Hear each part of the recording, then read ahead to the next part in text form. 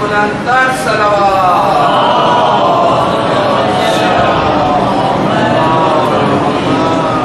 سورۃ الفاتحہ.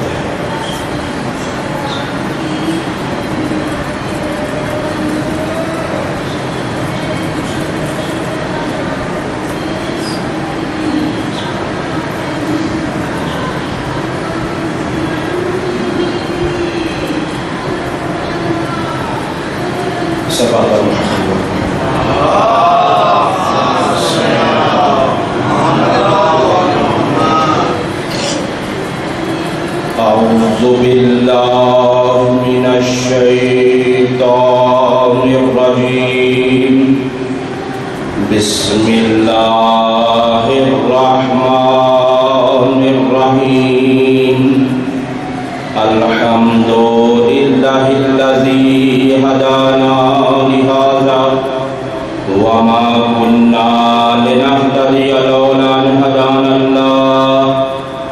لقد جاءت رسل ربنا بالحق والصلاة والسلام على رسول الثقلين محمود رب المشرقين والمغربين جد الحسن والحسين أبي القاسم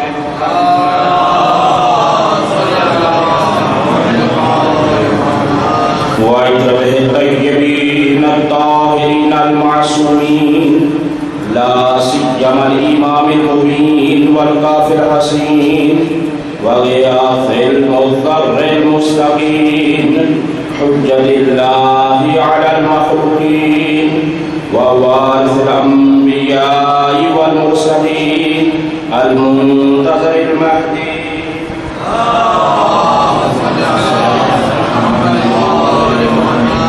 عجل الله تعالى له الفرج ولعنة الله على أعدائهم ومخالفيهم ومنكري فضائلهم ومناقبهم أجمعين.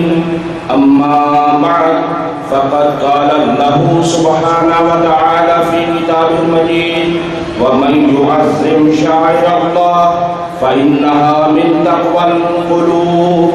صلوات.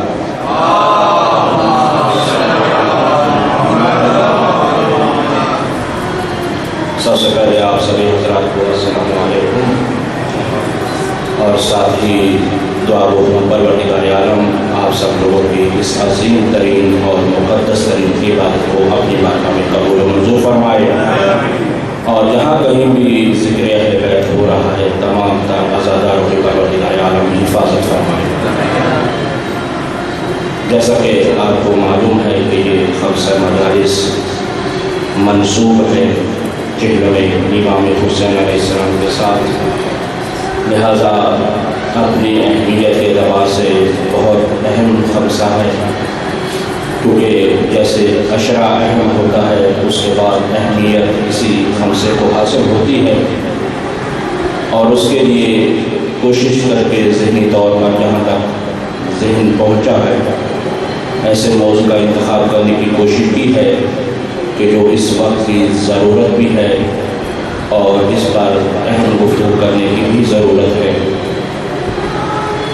جس آیت کی تلاوت کا شرف حاصل کیا گیا ہے یہ بہت ہی مشہور و معروف قرآن پاک کی آیت ہے، سورہ حج کی آیت نمبر 32 ہے، جس میں ارشاد رب العزت یہ ہو رہا ہے وَمَن يُعَظِّمْ شَعَائِرَ اللَّهِ، جو بھی اللہ تعالیٰ کے شعائر کی تعظیم کرے فَإِنَّهَا مِن تَقْوَى الْقُلُوبِ، یہ ان کا تعظیم کرنا شعائر اللہ کا یہ دلوں کا تقویٰ ہے. یہ ہے اس کا ظاہری سا ترجمہ، اور اسی کے ضمن میں انشاءاللہ تعالیٰ آپ کی خدمت میں موضوع گفتگو اعلان کیے دیتا ہوں، اور انشاءاللہ تعالیٰ کوشش کروں گا کہ اس کے جتنا ممکن ہو سکتا ہے ان کے مختلف پہلوؤں پر گفتگو کر سکوں. موضوع گفتگو خمسہ مجالس، اور یہاں پر صاحب الزمان ٹرسٹ کے زیر اہتمام عنوان یہ رکھا گیا ہے عزاداری اور انسانی تکامل۔ موضوع کو دہراتا ہوں اور پھر اس کی تھوڑی سی وضاحت بھی عرض کر دیتا ہوں۔ عزاداری اور انسانی تکامل یہ موضوع ہے، یعنی انسانیت کی تکمیل اس عزاداری کے ذریعے سے ہوتی ہے۔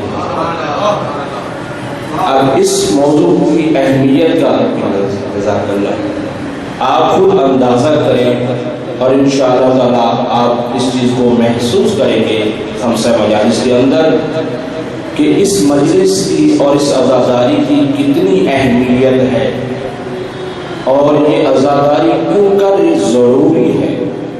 لہذا اس پر مزید آگے چل کر عرض کروں گا، لہذا جو طریقہ گفتگو ہے میں اسی کو اپناتے ہوئے آگے بڑھنا چاہتا ہوں۔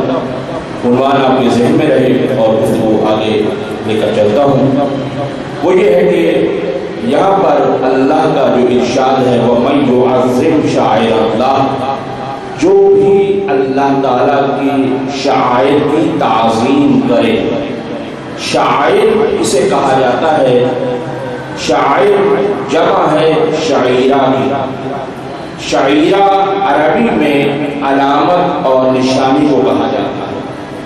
لہذا مطلب یہ ہوا کہ جو بھی تعظیم کرے اللہ کی نشانیوں کی، توجہ کرنے تمہیدی گفتگو میں ہے یہ ہے کہ جو بھی تعظیم کرے اللہ کی نشانیوں کی۔ اب اللہ کی کچھ بھی نشانی ہو سکتی ہے، لیکن حکم یہ ہو رہا ہے جو بھی اللہ کی شعائر کی تعظیم کرے، یعنی اللہ کی نشانی کی، اللہ کی علامت کی جو بھی تعظیم کرے گا، نتیجہ یہ ہوگا کہ اس کے دل میں تقویٰ آ جائے گا۔ اب یہ ہے کہ یہ کس طرح سے آئے گا، کیسے تعظیم؟ یہ سورہ حج میں یہاں پر جو حکم ہو رہا ہے یہ سورہ حج کی آیت ہے اور اس میں بیان کیا جا رہا ہے اصل میں حج کے احکام کو، حج کی اہمیت کو، لیکن ساتھ ساتھ یہ بتلایا جا رہا ہے کہ یہاں پر اور دوسرے مقامات پر بھی جو آیا ہے ان الصفا والمروہ،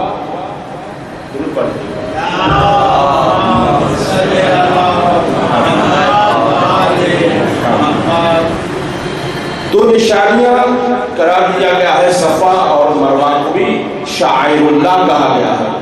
لہذا اس سے بھی یہ مراد ہے کہ دین کی جو بھی کام ہے، دین کی جو بھی چیزیں ہیں وہ سب کی سب شعائر اللہ ہے۔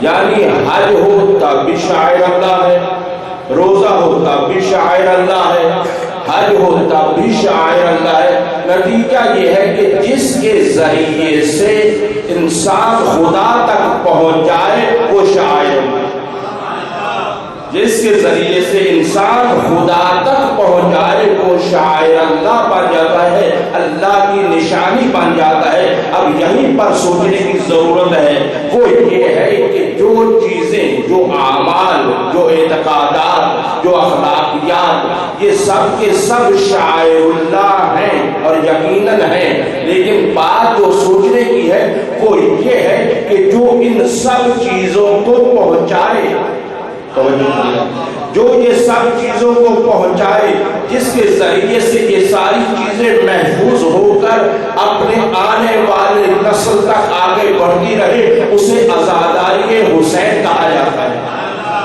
اسے عزاداری مولا مظلوم کربلا کہا جاتا ہے۔ لہذا یہ ہے کہ آپ دیکھیے اور انشاءاللہ تعالیٰ جیسے موضوع آگے بڑھے گا اس میں آپ پھر احساس کریں گے کہ یہ عزاداری کتنا اہم عنصر ہے اور کتنی اہم چیز ہے، کیونکہ یہ ایسی چیز ہے کہ جو پورے دین کے اوپر اپنا شامیانہ بچھائے ہوئے، پورا دین اسی عزاداری کے زیر سایہ آگے بڑھ رہا ہے، کیونکہ جو کچھ بھی بیان ہوتا ہے وہ اسی عزاداری کے ذریعے سے بیان ہوتا ہے۔ اور اس کی دلیل چھوٹی چھوٹی باتوں کو چھوٹی چھوٹی دلیلیں بھی ساتھ ساتھ پیش کرتا جاؤں تاکہ بات صاف آگے تک پہنچتی رہے۔ سوال یہ ہے کہ کتنے لوگ ہیں کہ جو مدرسوں میں گئے ہیں؟ مثلا اگر یہاں کہا جائے کہ آپ کا ہاتھ کھڑا کریں تو کتنے لوگ اپنا ہاتھ کھڑا کریں گے جو مدرسوں میں گئے؟ کتنے لوگ ہیں کہ جن کے پاس اسپیشل کوئی اپنا خاص ٹیچر انہوں نے رکھا ہے اور دین ان سے سیکھا ہے؟ نہیں. تو اب یہ بات ہے کہ کہاں سے انہوں نے دین سیکھا؟ دین بلاخر انہوں نے کہاں سے سیکھا؟ یہی عزاداری کے ہی ذریعے سے سیکھا ہے. آپ گھر سے چلے، آپ سے کسی نے پوچھا کہاں جا رہے ہو، جواب کیا دیا آپ نے؟ جی عزاداری مجلس اعضاء میں. تو آپ وہاں سے چلے عزاداری کے عنوان کے تحت مجلس کے لیے، لیکن یہاں پر آنے والے نے سب سے پہلے توحید کو بیان کیا. توحید کو بیان کیا. اپنا خطبہ جو بھی خطیب بیان کرتا ہے وہ دراصل اپنا عقیدہ بیان کر رہا ہوتا ہے. جو اس کا عقیدہ ہوتا ہے وہی اس کا خطبہ ہوتا ہے. تو وہ اپنے عقیدے کو بیان کرتے ہوئے سب سے پہلے توحید کو بیان کرتا ہے. توحید کے بعد یعنی پورے عقائد کو ترجمانی ہوتی ہے اس کے اندر. اور پھر یہ ہے کہ اسی طرح سے یہ ہے کہ اخلاقیات اسی مجلس میں سکھائی جاتی ہے. احکام شرعی کو بھی انہی مجلسوں کے ذریعے سے بیان کیا جاتا ہے. یعنی مطلب یہ ہے کہ کس چیز کے ذریعے سے پورے کا پورا دین پہنچ رہا ہے. جب دین کی ہر چیز شاعر اللہ بن سکتی ہے تو جس کے ذریعے سے دین پہنچ رہا ہے وہ شاعر اللہ کیوں نہیں ہوتا؟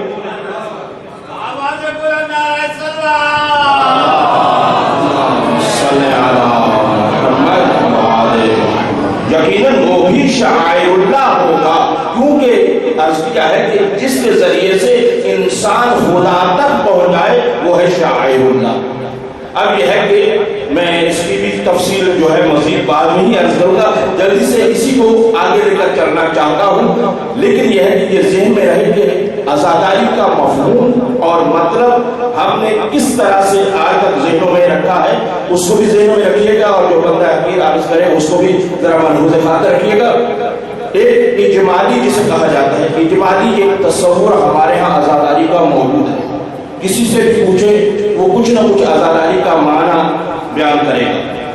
لیکن سب سے پہلے یہ ہے کہ میں نے کہا کہ ظاہر ہے کہ ہم طالب علم لوگ ہیں، اسی طالب علم کو مد نظر رکھتے ہوئے گفتگو کو آگے لے کر چلنا ہوتا ہے. عزاداری کا اپنا لغوی معنی، اصطلاحی معنی یہ بیان کرنا بھی ضروری ہے. لغت کے حساب سے عزا یعنی عین زین یہ عزا کا معنی ہوتا ہے تسلی دینا، کسی شے کی تسلی دینا. فقط لغت نے اس کو بیان کیا یعنی صبر کرانا، تسلیت کہنا. اسی طرح سے اور اس کے مترادف لفظ استعمال ہوئے ہیں عزا کے، ماتم، مرثیہ، تسلیت، یہ تقریباً اس سے مترادفات میں استعمال ہوتے ہیں. لیکن بطور خاص عزاداری کا عنوان ہمارے ہاں دیا جاتا ہے. لہذا یہ عزاداری یہ ہے لغت کے اعتبار سے. اب یہ ہے کہ اصطلاحی طور پر تو یہ اصطلاح فقہی یا علم کلامی نہیں ہے. علماء نے تحقیق کر کے اس عزاداری کی تعریف کی ہے. توجہ فرما رہے ہیں، بور تو نہیں ہو رہے ہیں. دیکھیں توحیدی گفتگو ہے، اس کو اسی طریقے سے لے کر چلنا پڑتا ہے.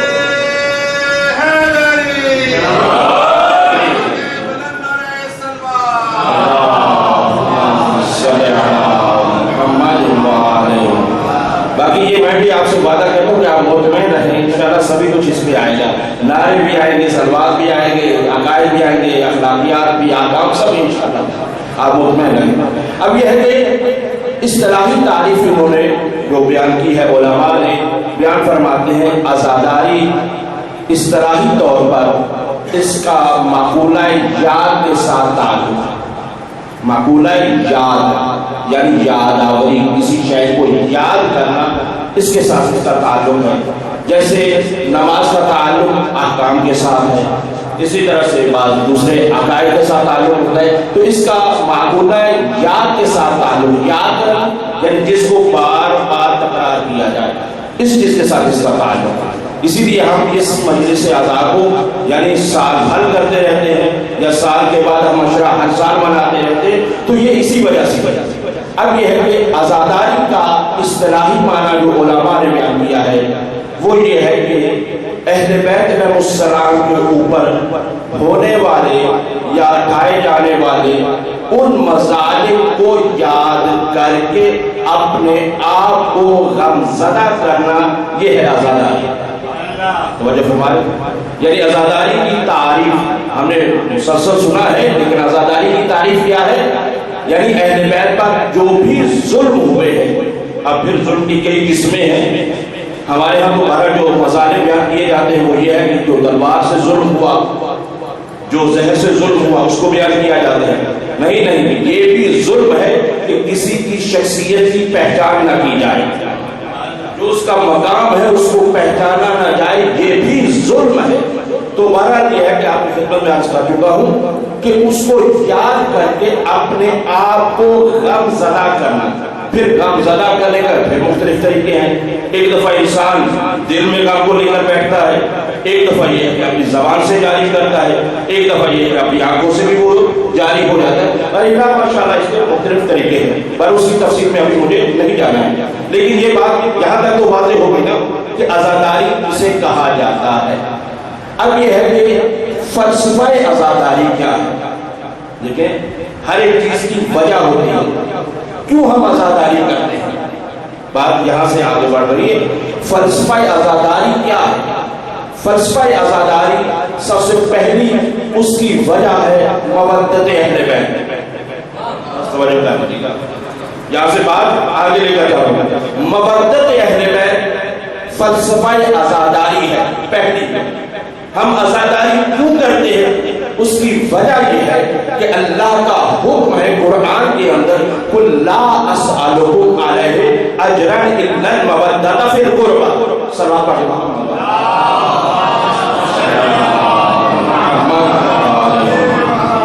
یعنی اے میرے حبیب، ان سے کہہ دیجئے کہ میں تجھ سے کوئی سوال نہیں کرتا مگر ایک ہی سوال ہے، اور وہ سوال کیا ہے؟ مودت اہل بیت۔ اور پھر اس کی اہمیت پر، جبکہ یہ ایک الگ سے پورا موضوع ہے مودت اہل بیت، یعنی پورا عشرے کا موضوع ہے، لیکن یہ ہے کہ جہاں پر اسی کی اہمیت کو مد نظر رکھتے ہوئے اسی پر ایک جملہ کہنا چاہتا ہوں، ورنہ میں نے عرض کیا یہ الگ پورا موضوع ہے۔ مودت اہل بیت کی اہمیت، اس کی ضرورت، اس کی اہمیت کو اس لفظوں میں آپ اندازہ کر لیجیے گا۔ یعنی اللہ یہ کہہ رہا ہے، قل کہہ دیجیے، لا اسألکم علیہ اجرا الا المودۃ فی القربى، یعنی مودت اہل بیت کو پہنچانے کے لیے اللہ جو لہجہ استعمال کر رہا ہے، دیکھیے اس لہجے کو پہچانیے گا، ہر چیز کا ایک لہجہ ہوتا ہے، ایک الفاظ، لب و لہجہ، یہ ساری چیزیں ملحوظ خاطر ہوتی ہیں کسی نہ کسی چیز کو بیان کرنے کے لیے۔ آپ ایک دفعہ ایک مطلب بیان کرنا چاہتے ہیں، اس کا ایک لب و لہجہ ہے، اور شعراء بہتر سمجھتے ہیں کہ وہ لب و لہجے سے پہچان لیتے ہیں کہ یہ مرثیہ کس کا ہے، یہ لوحہ کس کا ہے، یا یہ کلام کس کا ہے، تو لب و لہجہ ایک ہوتا ہے۔ یعنی مودت اہل بیت کے لیے اتنا ہی سمجھ لینا کافی ہے کہ اللہ نے یہ جو مودت اہل بیت کا حکم دیا ہے، یہاں پر جو لب و لہجہ خدا نے استعمال کیا ہے قل کہہ کر، یعنی وہی لب و لہجہ ہے جس لب و لہجے کے تحت اللہ نے اپنی توحید کو پہنچایا۔ اللہ نے اپنی توحید کو جس لہجے میں پہنچایا ہے، یعنی کیا کہا سورہ توحید میں، قل هو اللہ احد، یعنی اے میرے حبیب کہہ دیجئے کہ اللہ احد ہے، اور احد اسے کہا جاتے ہیں جسے کا کوئی ثانی نہ ہو، جو تقسیم نہ ہو سکے۔ بہرحال یہ ہے کہ جو قل وہاں پر استعمال ہوا ہے وہی قل یہاں پر استعمال ہو کر بتایا جا رہا ہے کہ جتنی توحید کی اہمیت ہے، توحید فقط یہ نہیں ہے کہ اللہ کو ایک مانا جائے، بلکہ توحید اس بات کو بھی کہا جاتا ہے کہ اللہ کو ایک مانتے ہوئے اللہ کی بات کو بھی مانا جائے۔ اللہ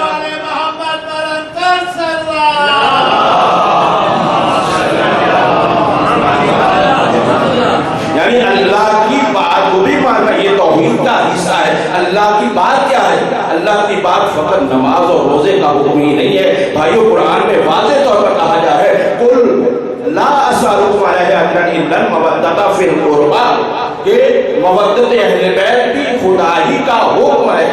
تو جیسے دوسرے احکام کو ماننا ضروری سمجھتے ہو، اگر حد عقل زیادہ نہیں تو اسے کم بھی نہ سمجھو، ورنہ تو یہ ہے کہ یہ ساری کی ساری جتنی عبادات ہیں جس کے ذریعے سے قبول ہو جائے اسے مودت اہل بیت کہتے ہیں، اسے مودت اہل بیت کہا جاتا ہے۔ بہرحال پہلا جو فلسفہ عزاداری ہے وہ کیا ہے؟ مودت اہل بیت۔ کیوں؟ ایک تو خدا کا حکم ہے، دوسرے انسان کی فطرت اور انسان کی طبیعت.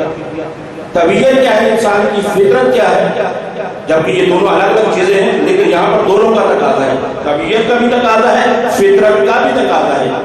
تقاضا کیا ہے؟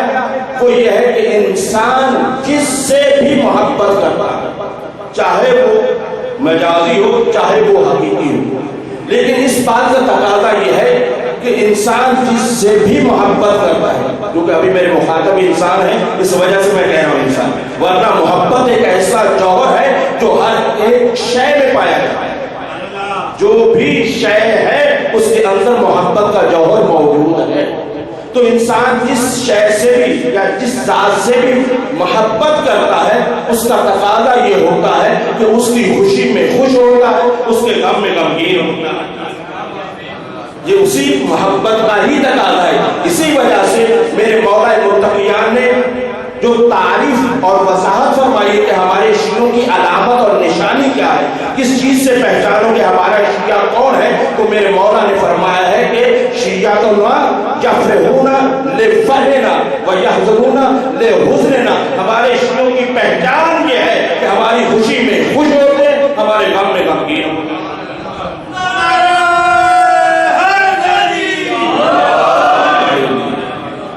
تو یہ ہے کہ یہ پہچان ہے, شیعہ کی پہچان ہے کہ وہ اہل بیت کی محبت میں جب خوشی ہوتی ہے تو خوش ہوتے ہیں, جب غم ہوتا ہے تو غمگین ہوتے ہیں. تو اب یہی جو مودت کا تقاضا تھا اور فطرت کا تقاضا تھا اور طبیعتوں کا تقاضا تھا, اسی بنا پر عزاداری کا یہ فلسفہ ہے. عزاداری کیوں ہے؟ اس کی وجہ یہ ہے کہ یہی آیت مودت ہے. بس اسی سے آگے بڑھتا ہوں, ورنہ یہاں پر بہت ساری گفتگو تھی. میں جہاں تک سوچ رہا تھا کہ یہ موضوع اشرے کا ہے, میں کم سے میں کیسے سمیٹ پاؤں گا, لیکن کوشش کروں گا کہ میں یہاں تک اس مطلب کو آپ تک پہنچا سکوں. دوسری بات یہ ہے کہ فلسفہ عزاداری وہ ہے انسانی تکامل. یہی ہمارا موضوع گفتگو بھی ہے اور اسی پر یہ بات آگے بڑھ رہی ہے. دوسرا یہ ہے کہ انسانی تکامل یعنی انسان کی تکمیل, انسانیت کا مکمل ہونا, اس کا تقاضا یہ ہے کہ یہ عزاداری ہو.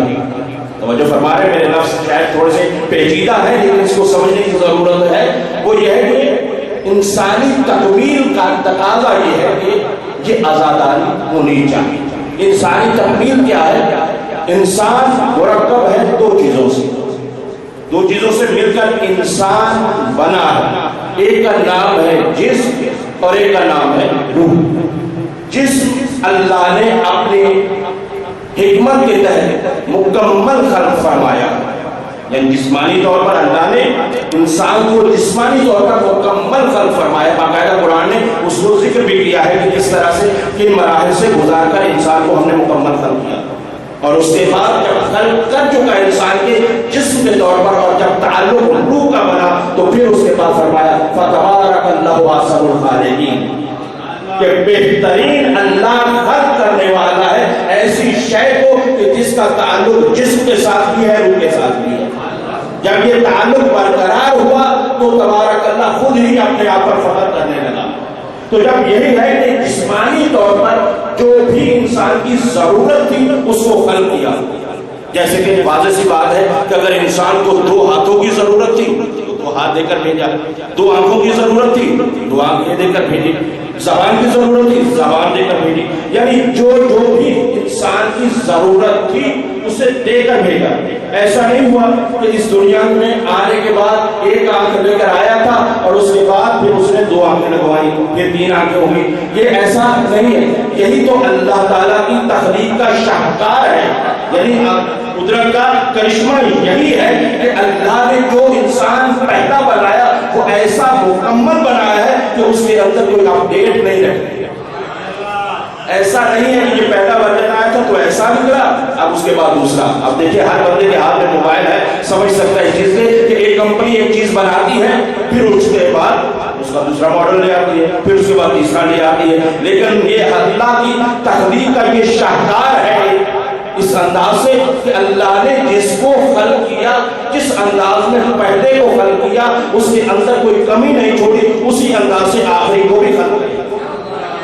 تو جسمانی طور پر انسان مکمل جتنی ضرورت تھی وہ خلق ہو گیا، لیکن عرض کیا ہے کہ دو چیزوں سے مرکب ہے، ایک کا نام ہے جسم، دوسرے کا نام کیا ہے؟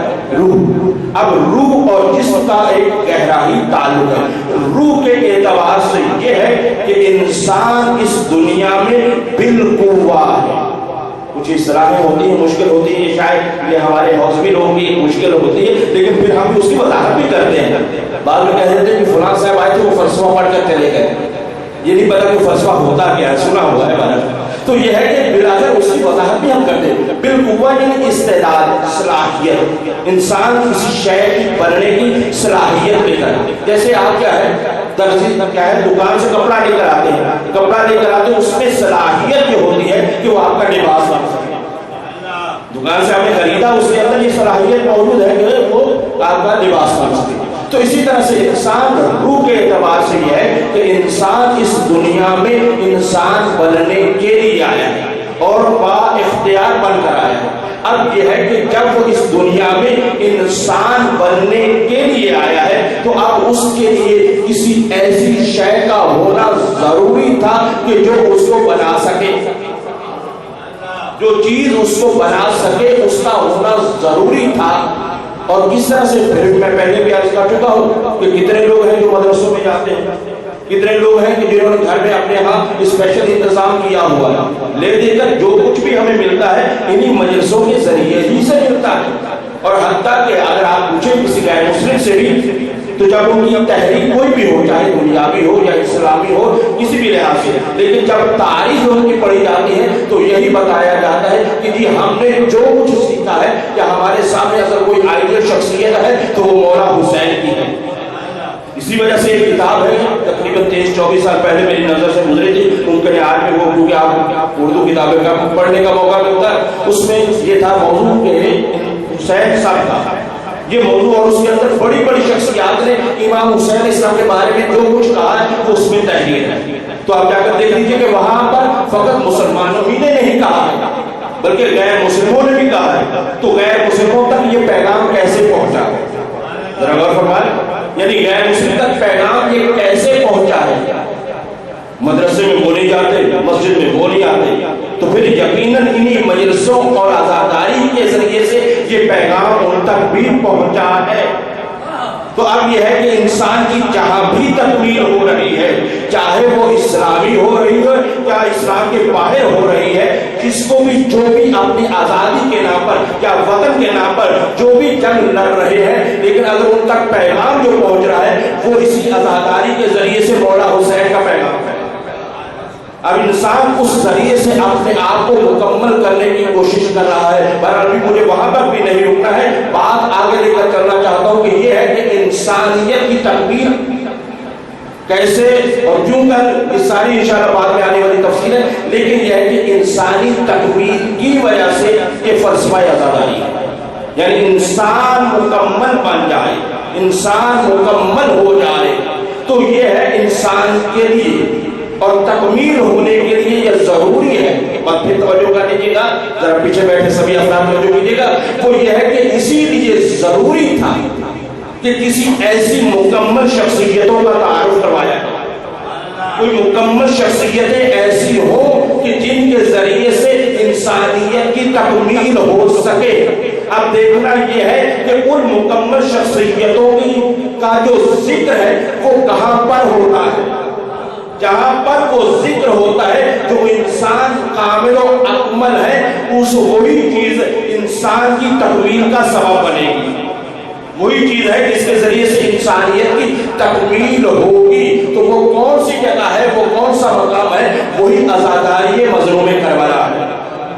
اس عزاداری کے ذریعے سے اب یہ ہے کہ فلسفہ عزاداری کتنی ہو گئی، ذرا بولتے رہیے گا، دو ہو گئی، تیسری اور چوتھی جلدی سے بیان کرتا ہوں، وقت بہت تیزی سے گزر گیا ہے، اور باقی انشاءاللہ تعالیٰ کل بھی اسی موضوع کو لے کر آگے بڑھوں گا، لیکن کل کسی اور جہت سے، کیونکہ امام رضا علیہ السلام سے مربوط ہے کل کی مجلس، تو یہ ہے کہ اس میں پھر یہی موضوع یہی رہے گا، لیکن اس میں خاص طور پر بیان کیا جائے گا کہ امام رضا علیہ السلام نے عزاداری کو کس طرح سے برپا کیا، عزاداری کو کیسے قائم کیا، عزاداری کو کس طرح سے انہوں نے بیان فرمایا۔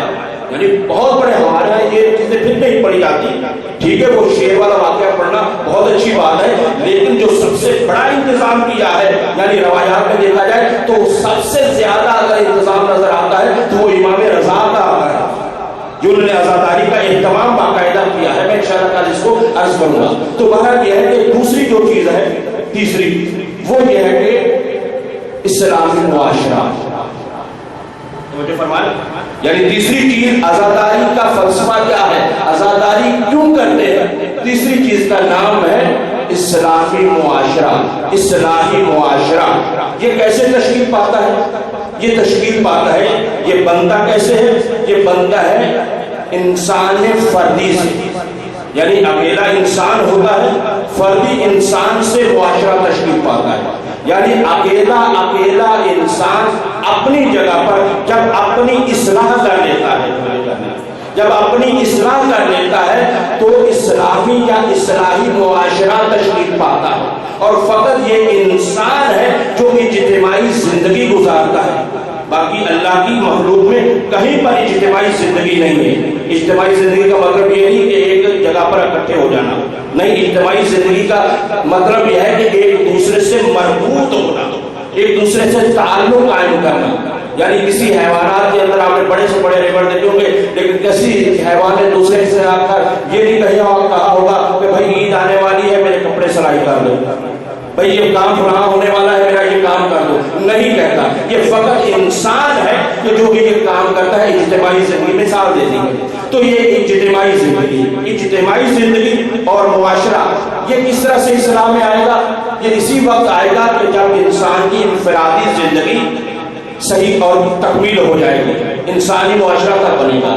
تو اس کے لیے پھر وہی ہے کہ پیچھے والی بات کے ساتھ ملنا پڑے گا کہ معاشرہ تب صحیح بنے گا جب اکائیاں صحیح ہوں گی, جب انفرادی زندگی صحیح ہوگی تو وہاں سے معاشرہ صحیح بنے گا. تو یہ بھی تیسری وجہ ہے. اور چوتھی وجہ کو بیان کر کے میں گفتگو کو یہاں پر روک دیتا ہوں.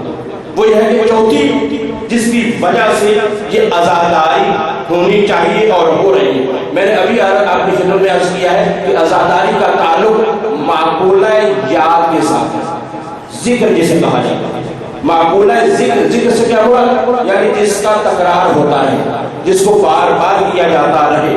اب یہاں پر بھی جب اس کا تعلق یاد کے ساتھ ہے تو ہم یہ بار بار عزاداری کیوں کرتے ہیں یا ہر سال کیوں کرتے ہیں؟ اس کی ایک وجہ یہ ہے کہ بعد میں آنے والی نسلوں تک یہ پیغام پہنچتا رہے. عزاداری کا ایک فلسفہ یہ بھی ہے کہ ہم عزاداری کیوں کرتے ہیں, اس وجہ سے یہ ہے کہ یہ بات رکنے نہ پائے, یہ بات تو رک نہ جائے, صرف اسی نسل تک محدود نہ ہو جائے. لیکن جب ہم یہ چاہتے ہیں کہ یہ سلسلہ بشریت آگے بڑھتا رہے گا تو ضروری ہے کہ اس کا اہتمام بھی کیا جائے. لہذا چوتھا یہ فلسفہ عزاداری ہے, اور اس عزاداری کا اہتمام معصومین نے خود کیا ہے. اور انشاءاللہ تعالی اس کو میں آپ کی خدمت میں عرض کروں گا کہ معصومین نے عزاداری کس طرح سے برپا کی اور عزاداری کتنی اہمیت کی حامل ہے اور کیوں کر ضروری ہے. یہ ساری باتیں انشاءاللہ تعالی آتی رہیں گی. لیکن میرا دل یہ چاہا کہ کل کیونکہ امام رضا کی مجلس ہے تو دل میں یہ خیال آیا کہ کل امام رضا کا تذکرہ ہوگا, کیوں نہ آج اس کی بہن کا تذکرہ ہو جائے.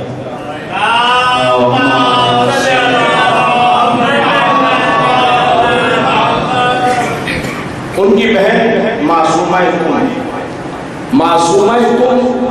یقیناً آپ میں سے اکثر واقف ہیں اور زیارت کر کے آئے ہیں. اس وقت بھی بہت بڑا اہتمام ماشاءاللہ وہاں پر ہو رہا ہے. رات کو ندیم سرور نے وہاں پہ نوخانی بھی کی ہے معصومہ کن کے حرم میں. تو بہرحال یہ ہے کہ بی بی معصومہ کن کا اپنا ذاتی تعارف بہت ہی اہمیت کا حامل ہے, اور بی بی معصومہ کن کی معرفت کے لیے بہت سارے چیزیں ہیں اور بہت سارے دروازے. ویسے یہ مستقل ایک موضوع ہے, بی بی کا ایک الگ سے موضوع ہے, لیکن کیونکہ مجھے اپنے موضوع کو نبھانا تھا اس وجہ سے میں نے شروع میں یہ ذکر کیا ہے اور کسی حد تک یہ ذکر کرنے جا رہا ہوں. بی بی معصومہ کن کے بارے میں یہ ہے کہ یہ امام موسیٰ کاظم علیہ السلام کی بیٹی ہیں. اور جیسا کہ معروف ہے کتابوں کے اندر موجود ہے کہ امام رضا علیہ السلام کے بھائی یعنی یہ 19 بھائی تھے اور 18 بہنیں، یعنی امام موسیٰ کاظم علیہ السلام کی اولاد 37 افراد پر مشتمل۔ یہ ہے کہ ان میں سے عظیم ترین اس ہستی کا نام ہے حضرت فاطمہ معصومہ کم، اور یہ ہستی اس طرح سے ان کی شان کو بیان کیا گیا ہے۔ کہتے ہیں کہ ایک دفعہ کچھ لوگ امام موسیٰ کاظم علیہ السلام کے چاہنے والے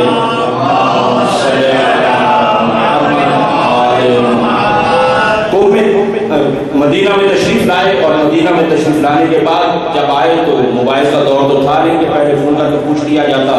بہرحال جب آنے پر پتہ یہ چلا کہ امام وہاں پر نہیں ہے تو مہمان آئے، پتہ چلا کہ کچھ مہمان آئے ہیں، پیغام گھر سے بھیجا گیا کہ کیا کام ہے، تو انہوں نے کہا کہ ہمارا کچھ مسئلہ ہے اور کچھ مسائل ہیں، ہم پوچھنا چاہتے تھے امام موسیٰ کاظم علیہ السلام سے، وہ تو تشریف نہیں رکھتے ہیں، تو اب یہ ہے کہ ہم مایوس ہو گئے ہیں لیکن اب واپس جائیں گے کیونکہ ہمارے پاس وقت محدود ہے۔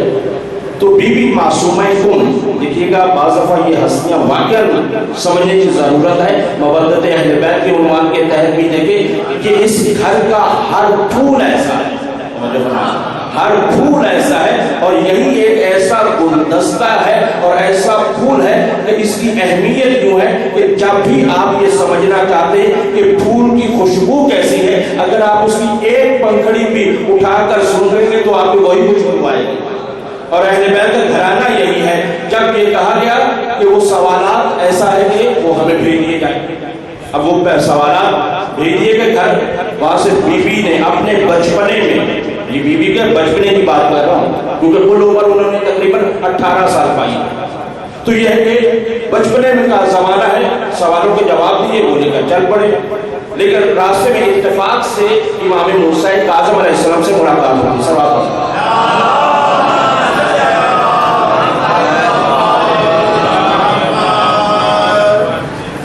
جب امام سے ملاقات ہوئی تو ساری گفتگو ہوئی، کہا کہ سوال ہم نے دیے تھے اور ان کے جواب آئے ہیں۔ امام نے فرمایا کہ لاؤ ذرا مجھے بھی دکھا دو۔ جب امام نے سوال پڑھے اور جوابات پڑھے اور اس کے بعد وہ عظیم جملہ کہا ہے، توجہ کیجیے گا، وہ عظیم جملہ کہا ہے جو بی بی کی عظمت کو واضح اور روشن کرتا ہے۔ امام معصوم فرماتے ہیں، امام موسیٰ کاظم علیہ السلام فرماتے ہیں فداہا ابوہا، اے فاطمہ آپ پر آپ کا باپ قربان ہو جائے۔ اللہ اکبر، اللہ اکبر، یعنی یہ بی بی کی عظمت ہے، یہ وہی لب و لہجہ ہے جو پیغمبر نے جناب فاطمہ کے لیے استعمال کیا تھا، اور وہی امام موسیٰ کاظم علیہ السلام فاطمہ معصومہ کم کے لیے استعمال کر رہے ہیں، کیونکہ معصومہ لقب ہے، فاطمہ نام ہے۔ تو یہ ہے بی بی فاطمہ معصومہ کم کہ جو اپنے بچپن ہی میں علم کے اس مقام پر موجود تھی، لیکن ہوا کیا؟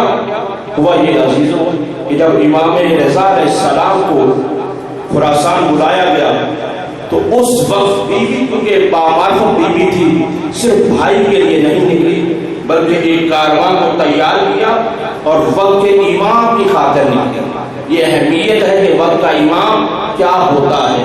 وقت کے امام کی خاطر نکلی ہیں اور اپنے کاروان کو تشکیل دے کر چلی ہیں۔ جب پہنچی ہیں ایران کے علاقہ ساوا میں، جب اس مقام پر پہنچی ہیں تو کہیں سے دشمنوں کو خبر یہ ہوئی۔ دیکھیں مسائل میں تاکہ مشکل نہ رہے، ایک بات ذہن میں رکھیں کہ معروف ہمارے ہاں یہی ہے کہ بی بی معصومہ کم کی شہادت بعد میں ہے اور امام رضا کی پہلے ہے، معروف یہ ہے، لیکن اس کی دلیل دو ہے۔ ان دو دلیلوں کو آپ کے سامنے پیش کرتا ہوں۔ ایک دلیل یہ ہے کہ خود جتنے فضائل کی ہیں روایات اہم ترین، جیسے امام رضا علیہ السلام نے فرمایا من زارہا عارفا بحقہا، کہ جو بھی ان کی معرفت کے ساتھ اس کا حق جو ہے اس کے ساتھ زیارت کرے فواجب لہ الجنہ، جنت اس پر واجب ہو جائے گی، جنت اس کے لیے لازم ہو جائے گی۔ یعنی اگر یہاں پر پھر روک کر کہہ دوں، یعنی جنت ایسے لازم ہو جائے گی کہ وہ جنت کا مالک ہو جائے گا، یہ لام سے اختصاص آتا ہے۔ تو بہرحال یہ ہے۔ ایک دوسری دلیل کیا ہے وہ اہم ہے، اگر گھر میں وفاتی و جنان ہو یہاں پر ہو تو اٹھا کے دیکھ لیجیے گا، جو حضرت فاطمہ معصومہ کو کی زیارت ہے نا وہ خود امام رضا سے، تو جس سے یہ پتہ چلتا ہے کہ امام رضا علیہ السلام کی شہادت بعد میں ہے اور بی بی معصومہ کم کی شہادت پہلے ہے۔ بہرحال آگے بڑھتا ہوں، یہ ہے کہ یہ کارواں جب صحابہ کے مقام پر پہنچا تو جو دشمنان اہل بیت تھے ان کو خبر یہ ملی کہ یہ کارواں کی صورت میں جا رہے ہیں، لہذا انہوں نے اپنی دشمنی کی بنا پر کیا اس کارواں کے اوپر حملہ کیا۔ عزادارو یہاں سے مسائل کے وہ جملے شروع ہوتے ہیں۔ اگر آپ نے غور کر لیا، یہاں پر جب حملہ ہوتا ہے بی بی معصومہ کم کے کارواں کے اوپر، تاریخ نے لکھا 5 بی بی کے بھائی وہاں پر شہید ہوئے اور اپنے قریبیوں میں سے 23 لوگوں کی وہاں پر شہادت ہو جاتی ہے، اور ایک روایت کے مطابق وہاں پر بی بی کو زہر دے دیا جاتا ہے، یعنی پوری کربلا کو سمجھے دوہرا دیا گیا۔ صحابہ کے مقام پر بی بی کے سامنے اپنے بھائی ذبح ہوتے رہے، لیکن عزادارو یہ جہلم کی مجلس پڑھنے جا رہا ہوں نا، اس وجہ سے دل یہ چاہ رہا ہے کہ وہاں سے متصل ہوتا چلا جاؤں۔ پہلا مسائل کا یہیں پر ایک جملہ کہنا چاہتا ہوں، بی بی معصومہ ان کے سامنے ان کے 5 بھائی شہید ہوئے، لیکن ایک فرق ہے، وہ فرق یہ ہے کہ جب 11 محرم کو شہداء کے سروں کو کاٹ کر یہ کوفہ لے کر گئے ہیں نا، تو ہر ایک ظالم آگے بڑھتا اپنا انعام مانگتا جاتا تھا، انعام مانگتا جاتا تھا، لیکن 10 ظالم ایسے آگے بڑھے، آگے بڑھ کر انہوں نے کہا ہمیں زیادہ انعام سے نوازا جائے، ہمیں زیادہ انعام دیا جائے۔ جب یہ کہا نا ہمیں زیادہ انعام دیا جائے تو پوچھنے والے نے پوچھا تم نے کیا کیا ہے؟ عزادارو یہ رونے کے لیے بہت بڑا جملہ ہے، کہا کہ تم نے کیا کیا ہے جو زیادہ انعام مانگ رہے ہو؟ کہ ظالم تینوں سب کے سب 10 کے 10 آگے بڑھ کر کہتے ہیں وہ میں تمہیں کیا بتاؤں، نحنو صدرا حسین رضیلا، ہم نے حسین علیہ السلام کے سینے کو ایسے پیسا ہے جیسے کسی چکی میں آٹے کو پیسا جاتا ہے۔ اجرکم علی اللہ، یہ پہلا مرسا آپ نے جہلم کر دیا ہے تاکہ شہزادی آپ سے راضی ہو جائے۔ یہ منظر بی بی معصومہ کم نے نہ دیکھا تھا، بی بی زینب سامنے دیکھ رہی تھی جس وقت عزیز کیا جا رہا تھا۔ اجرکم علی اللہ۔ آزادارو اس کے بعد ایک مرتبہ کم کے لوگوں کو یہ پتا چلا رضا کی بہن صحابہ میں آئی ہے، وہاں اکیلی رہ گئی، بڑے اہتمام کے ساتھ عزادارو بی بی معصومہ کم کو جب لایا گیا ہے، کم میں تاریخ نے لکھا ہے جب وہاں پر کم میں وارد ہوئی ہے نا تو وہاں پر لوگوں نے، وہاں کی خواتین نے بی بی کا بڑھ کر استقبال کیا، بی بی کا استقبال کر رہے، پھول کی پتیاں نچھاور کر رہے، لیکن دل پہنچ جاتا ہے اس کوفہ میں جہاں پر بی بی زینب جگ گئی تو وہاں پتھر برسائے جا رہے تھے۔ اجرکم علی اللہ۔ آزادارو اس مرحلے سے بھی آگے بڑھے، اور اس کے بعد بی بی کو کیونکہ زہر مل چکا تھا، بی بی کے سامنے بھائی شہید ہو چکے تھے، بی بی کے اوپر اتنا اس کا اثر طاری ہوا، فقط 17 دن زندہ رہی ہے قوم میں، قوم کے اندر صرف جب 17 دن زندہ رہی، اور اس کے بعد جب بی بی کا وصال ہوا، وصال ہونے کے بعد عزادارو ایک دفعہ غسل دیا گیا، کفن پہنایا گیا، جنازے کو جو لے کر چلے اس مقام پر لے کر آئے جہاں بی بی کا مزار ہے، لیکن اب یہاں پر فقہ کا مسئلہ سامنے آ گیا۔ فقہ کا مسئلہ یہ ہے کہ جب کسی خاتون کا جنازہ ہو، اس جنازے کو لینے والا بھی محرم ہو اور جنازے کو دینے والا بھی محرم ہو۔ بھائی تو شہید ہو چکے تھے، کوئی محرم ساتھ نہ تھا، ایک مرتبہ پریشانی میں بیٹھے ہوئے کھڑے تھے لوگ، ایک نہر میں آتے ہوئے 2 گھوڑے سواروں کو دیکھا اور یوں ہی پاس آئے، کہا جنازہ ہمارے حوالے کرو، جنازے کو لیا، اس جگہ پر جا کر دفنا دیا۔ جب جلنے لگے تو کسی نے آگے بڑھ کر پوچھا اے آنے والوں آپ ہیں کون، آپ کون ہیں؟ تو آنے والوں نے بتایا ارے میں بھائی رضا ہوں جو خراسان سے آیا ہوں۔ دوسرے نے کہا میں تقی ہوں جو مدینے سے آیا ہوں۔ لیکن عزادارو آپ نے سن لیا نا، بھائی بھی آ گیا، بھتیجا بھی آ گیا، لیکن عزادارو ابھی 4 ہی روز دن پہلے آپ نے 2-3 دن پہلے ایک اور بھی یتیمہ کا جنازہ سنا ہے، وہاں بھی ایک بھتیجا ہے، ایک بھائی ہے، لیکن وہاں پر